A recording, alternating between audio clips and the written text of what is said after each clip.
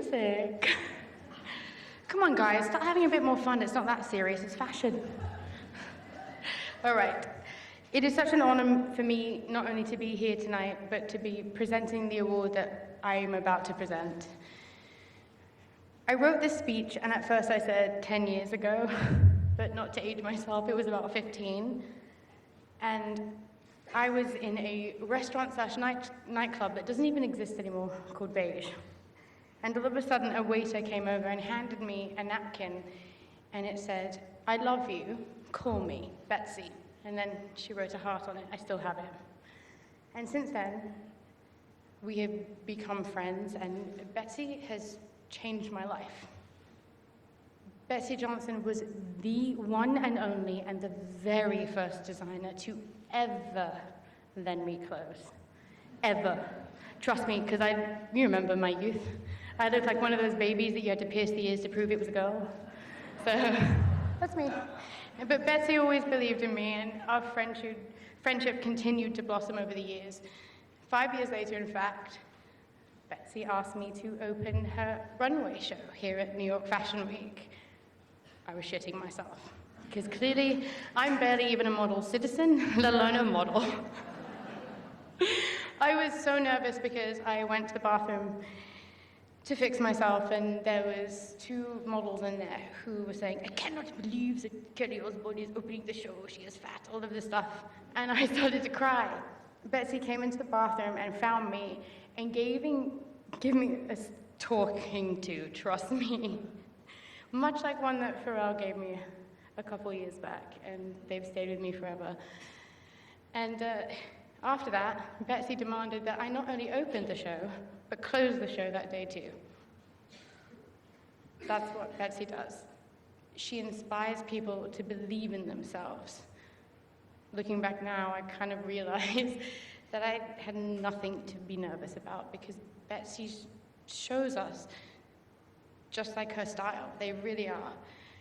She's fabulously joyous affairs that celebrate diversity, individuality, and she is a true rebellious spirit. She really is. To me, Betsey's work speaks for itself. She has never followed trends and has always stayed true to her eccentric sensibilities that make her exactly who she is. And if Betsey Johnson is one thing, she is a survivor. For more than 50 years, this woman has been the driving force of the fashion scene in New York City, reminding people to live and dress fearlessly, which is clearly something that I value dearly. Thank you. Even after decades of experience, the name Betsey Johnson still screams individuality while remaining beautiful. If any of you have had the honor of working with her like I have, then you know. Betsey knows best.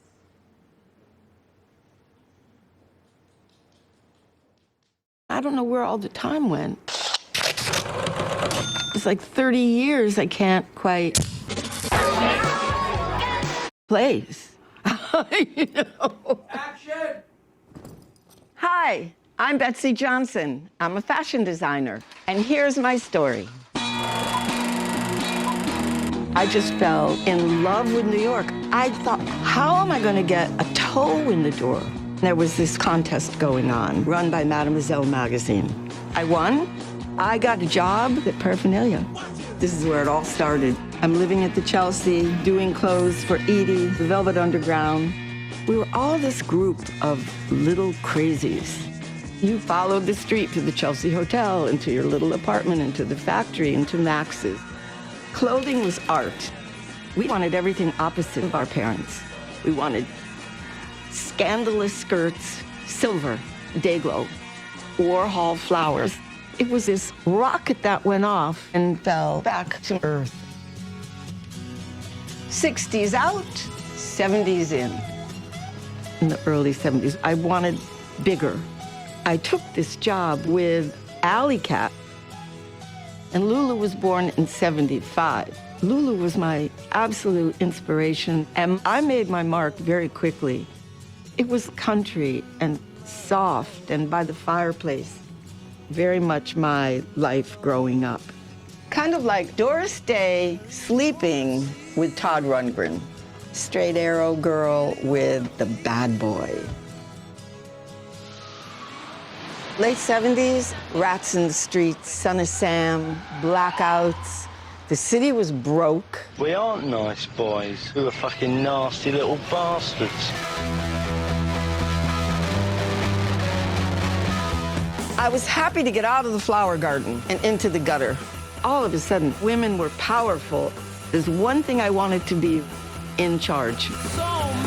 I went into business. The company name was Betsey Johnson. And I figured it's our money. We would sink with a ship we really believed in. It was back to my roots with the addition of safety pins, raw edges. It was severe. There was new spirit. My company really started to grow. When the 80s shapes come out, they're little top, big hip friendly. And when I started making this stuff for my body type, our business changed. And it got very silly. It got very stretchy, flowery, fishy, cherry. When MTV hit, there was a new reference. The best, most creative people had to carve out their own look. If I stuck to what I loved, they would stick with me. It became a very tight connection, and it still is. We sold the company, but I'm still designing the prom dresses, the jewelry and the bags and the stationery and the bedding and the shoes. It's crazy. And I do love the immediate connection with my customers at any age. All these years, I was the wild one, the stubborn one. I mean, I've been so lucky that I have absolutely loved working, and I still love working. At the end of the day, I've never felt so loved in my whole life.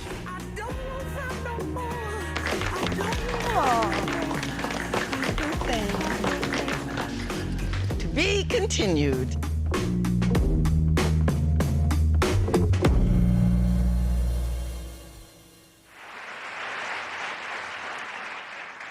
Before I present this award to one of my biggest heroes, I just have to tell you something, Betsey.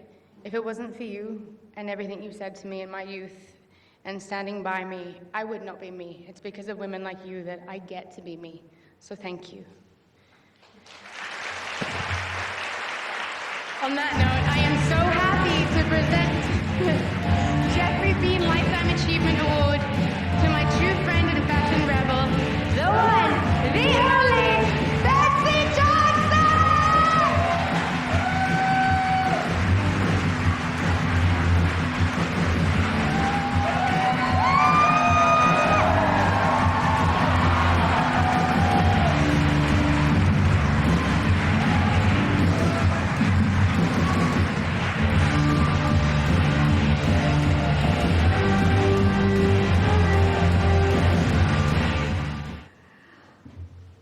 Today, I consider myself the luckiest girl on the face of the earth.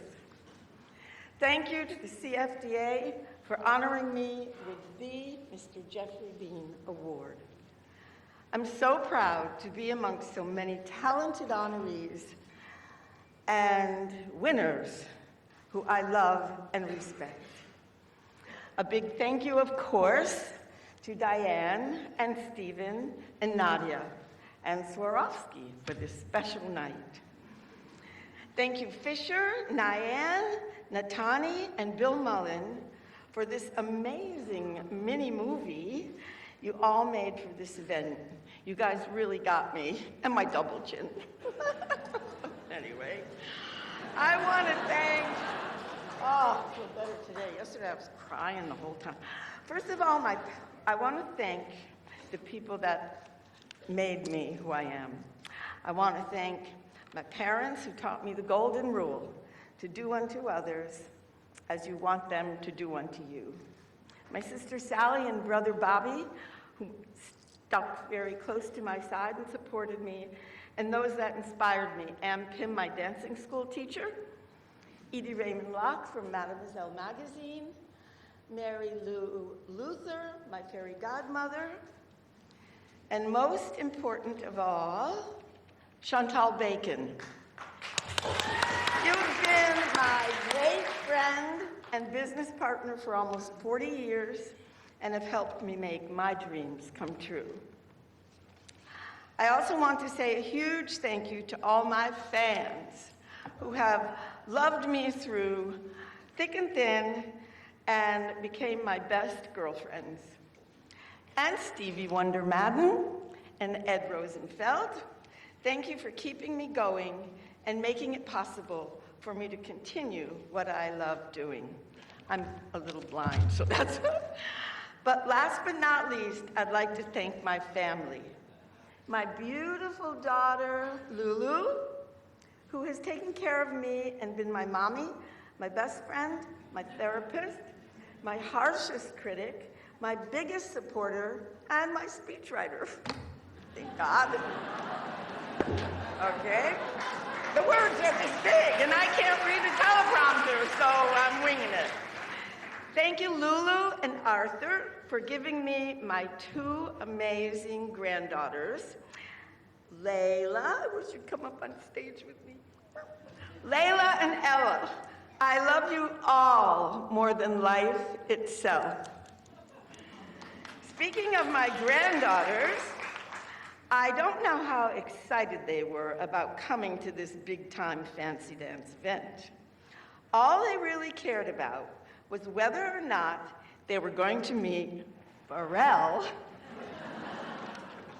So the fact that I can do that for them is really my biggest accomplishment. We love you, Pharrell. I love your CFDA, and thank you so much. To be continued.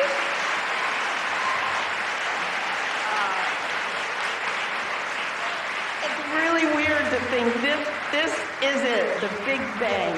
I'm having a wonderful time. Thank you.